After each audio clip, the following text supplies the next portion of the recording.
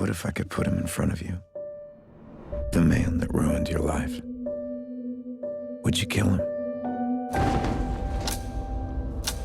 One of the reasons I did like this movie so much is it's sort of unapologetically weird. Yeah, it is. It doesn't try to be sane. You know, and most of the movies that come out now, they're all trying so hard to be hits, or they're trying so hard to be cool, or whatever. And this movie's just flat out of its mind. And that's why I loved it too. I remember when I first read the script, I actually finished the script and I didn't know what character I was being asked to play or what the hell just happened, but I loved it. I want to ask about your co-star in this, who has a very great performance opposite you. And it's interesting that as big an idea as it is, a lot of this movie is just a conversation. It is a conversation, and you know, Sarah Snook, her performance is the engine of the movie. I mean, it's a phenomenal performance.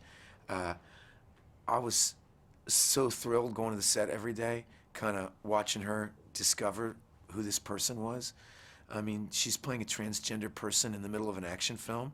You know, nobody's done that before. And she's doing it with humanity and grace.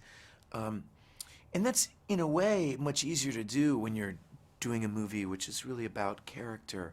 She's creating this character and this huge person in the middle of a giant drama.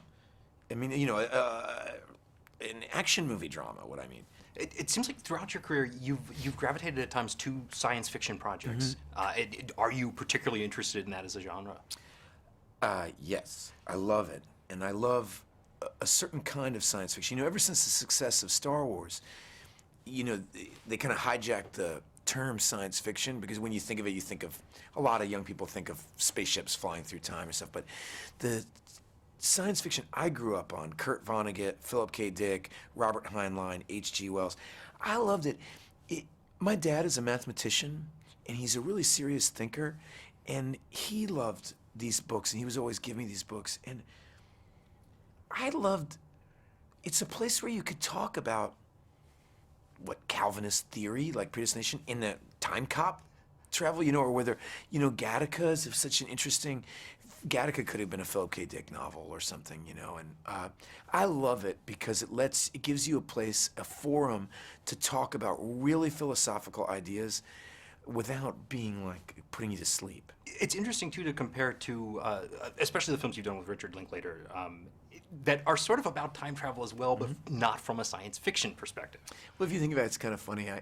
When we did Before Midnight, my character at the end of Before Midnight makes this kind of joke about what we're really in as a time machine, and in a lot of ways it's not even a joke. You know, with those movies play with time, and so does Boyhood. They're all kind of time travel movies. And that's what Robert Heinlein is saying in a lot of ways, that we all are traveling through time. It's literal. People get this idea, well, are you ever going to be able to travel through time?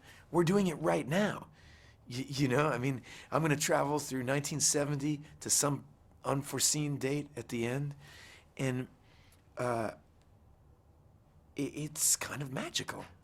I know where I come from, but where do all you zombies come from?